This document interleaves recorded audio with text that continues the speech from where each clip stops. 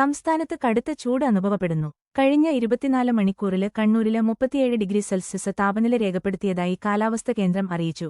3 ജില്ലകളില് 35 degree Celsius രേഖപ്പെടുത്തി. എറണാകുളം, കോട്ടയം, കോഴിക്കോട് ജില്ലകളിലാണ് പകൽ താപനില 35ലേക്ക് എത്തിയത്. ഏറ്റവും കുറഞ്ഞ പകല് താപനില 31 ഡിഗ്രി സെൽഷ്യസ് തിരുവനന്തപുരത്ത് രേഖപ്പെടുത്തി.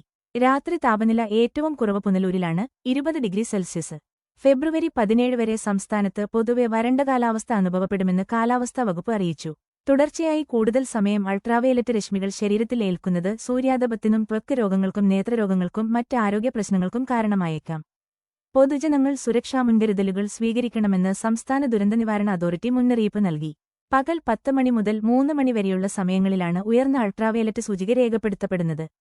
ആയതിനാൽ ആ സമയങ്ങളിൽ കൂടുതൽ നേരം ശരീരത്തിൽ നേരിട്ട് സൂര്യപ്രകാശം ഏൽക്കുന്നത് പരമാവധി ഒഴിവാക്കുക.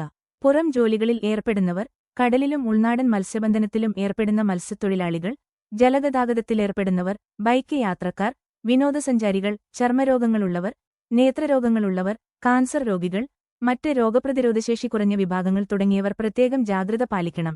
പകൽ സമയത്ത് പുറത്തേക്ക് ഇറങ്ങുമ്പോൾ തൊപ്പി, കുട, സൺഗ്ലാസ് എന്നിവ ഉപയോഗിക്കാൻ ശ്രമിക്കുക.